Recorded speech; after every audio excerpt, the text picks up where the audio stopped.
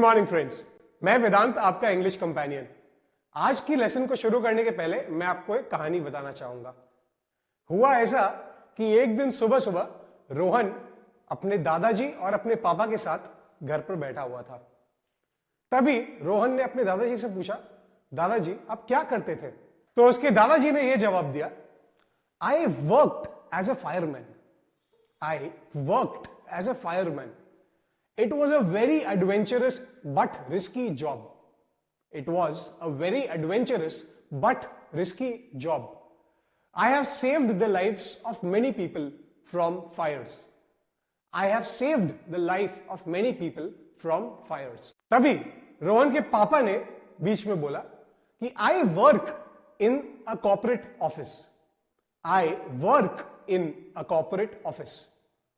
I have my own cabin and a personal assistant. I have my own cabin and a personal assistant. My job is not risky at all. My job is not risky at all. अब रोहन तो अभी तक काम करता नहीं था, वो तो स्कूल में था। तो उसने क्या बोला? उसने बोला, I will work as a pilot. I will work as a pilot. I will fly big aeroplanes into the sky. I will fly big aeroplanes into the sky. You will be proud of me. You all will be proud of me. आइए देखते हैं कि इन तीनों लोगों ने जो sentences बोले, इनमें क्या छुपा हुआ है। इनमें छुपा हुआ है टेंसेस का राज। आइए तीनों सेंटेंसेस को वापस देखते हैं। सेंटेंस नंबर 1, रोहन के दादाजी ने बोला, I worked as a fireman. I worked as a fireman. Rohan के पापा ने बोला, I work in a corporate office. I work in a corporate office. और रोहन ने बोला, I will work as a pilot. I will work as a pilot. यहां पर ध्यान से देखते हैं क्या चीज हो रही है। जैसा कि हम देख सकते हैं तीनों सेंटेंसेस में जो वर्ब है, वर्ब कौन सा है? वर्क। एकदम सही बोला। जो तीनों सेंटेंसेस में वर्ब है यानी कि वर्क, वो सेम है, बट तीनों के जो फॉर्म्स है वो अलग अलग है। ऐसा क्यों है?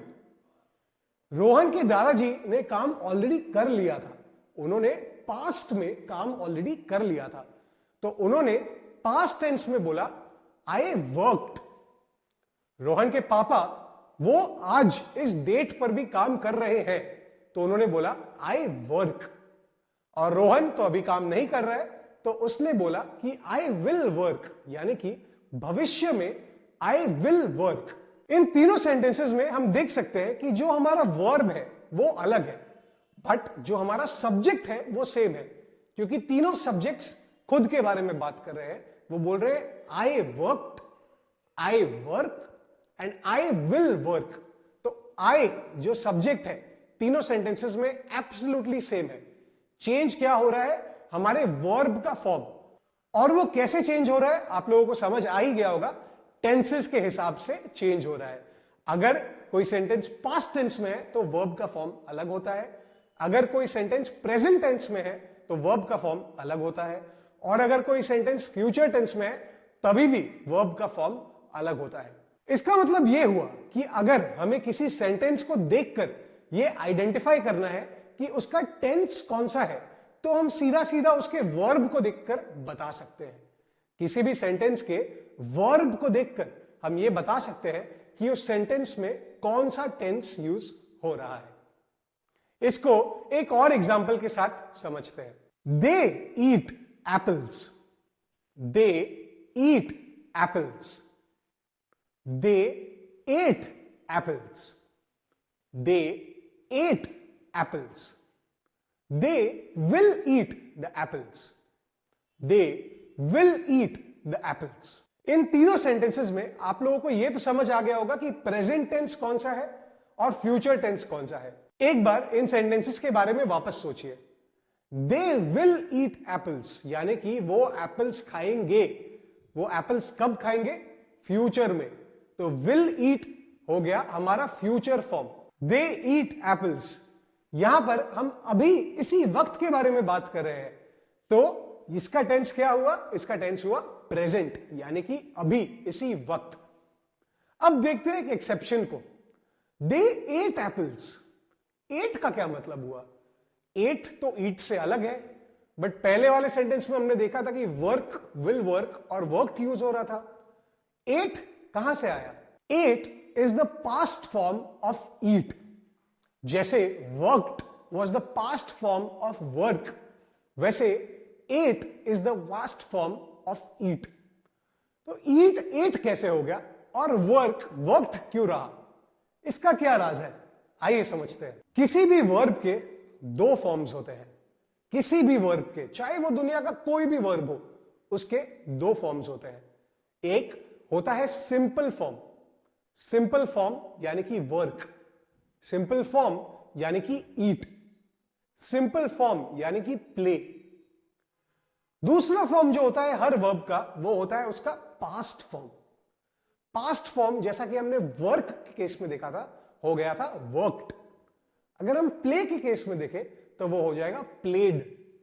बट अगर हम ईट के केस में देखें तो वो हो जाता है एट। इसमें हम क्लियरली देख सकते हैं कि कुछ वर्ब्स हैं जिनका पास्ट फॉर्म उसमें सिर्फ ईडी लगाने से हो जाता है, और कुछ ऐसे वर्ब्स हैं जिसमें पूरा शब्द ही चेंज हो गया अगर हमें उसका पास्ट फॉर्म बनाना हो। जो भी ऐसे वर्ब्स होते हैं जिनके सिर्फ ईडी लगाने से पास्ट फॉर्म बन जाए, उन्हें हम इस कोर्स में बुलाएंगे अच्छे वर्ब्स। क्या बुलाएंगे? अच्छे वर्ब्स।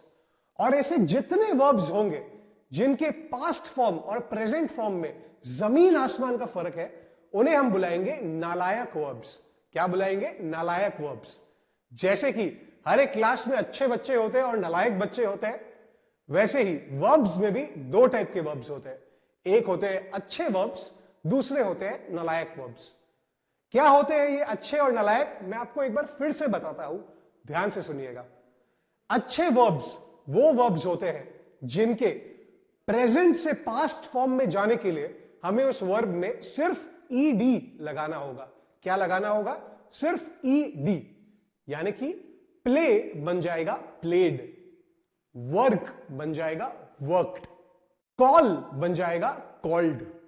ये सारे हो गए एग्जांपल्स अच्छे वर्ब्स के। नालायक वर्ब्स वो वर्ब्स होते हैं जिनके प्रेजेंट फॉर्म और पास्ट फॉर्म में जमीन आसमान का फर्क है, यानी कि कोई रिलेशन ही नहीं है। इनको याद करना थोड़ा डिफिकल्ट होगा, मैं समझ सकता हूं, बट इनको याद करने का और कोई तरीका नहीं है। नालायक वर्ब्स वो वर्ब्स होते हैं जिनके सिंपल और पास्ट फॉर्म में कोई रिलेशन नहीं रहता है।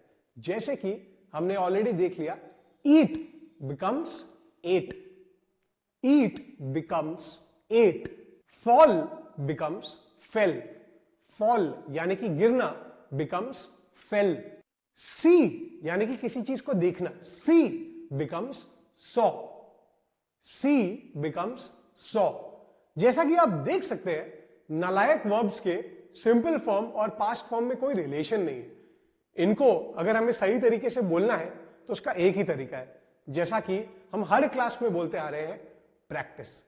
जितना ज्यादा आप प्रैक्टिस करेंगे, जितना ज्यादा आप पढ़ेंगे, जितना ज्यादा आप बोलने की कोशिश करेंगे, उतना ज्यादा आपको अच्छे और नालायक वर्ब्स ऑटोमेटिकली याद हो जाएंगे। जब हम एडवांस स्पीकर्स ऑफ इंग्लिश बन जाएंगे, तब आपको यह सोचना भी नहीं होगा कि अच्छे वर्ब कौन से हैं और नालायक वर्ब कौन से हैं। ऑटोमेटिकली आपके मुंह से उनका सिंपल फॉर्म और पास्ट फॉर्म सही निकलेगा। ऐसा क्यों होगा? क्योंकि आपने मेहनत की है, क्योंकि आपने प्रैक्टिस किया है। तो जल्दी से समराइज करते हैं, आज के लेसन में हमने क्या सीखा। आज के लेसन में हमने 3 अलग अलग टाइप के टेंसेस के एग्जाम्पल देखे, रोहन और उसके परिवार के साथ। फिर हमने यह देखा कि 2 टाइप के वर्ब्स होते हैं, एक होते हैं अच्छे वर्ब, दूसरे होते हैं नालायक वर्ब। अच्छे वर्ब्स क्या होते हैं? अच्छे वर्ब्स वैसे वर्ब्स होते हैं जिनके सिंपल फॉर्म और पास्ट फॉर्म में सिर्फ ईडी का अंतर होता है, ईडी का अंतर होता है। नालायक वर्ब्स के सिंपल फॉर्म और पास्ट फॉर्म में जमीन आसमान का फर्क होता है, कोई रिलेशन नहीं होता है। इनको हमें सिर्फ याद रखना होगा। ये याद हम कैसे रखेंगे? प्रैक्टिस के साथ। रोजाना प्रैक्टिस के साथ ये हमारा सेकंड नेचर बन जाएगा। हमें सोचना भी नहीं होगा कि अच्छा वर्ब कौन सा है, नालायक वर्ब कौन सा। तो आज के क्लास के लिए बस इतना सा। वापस मिलते हैं बहुत जल्दी।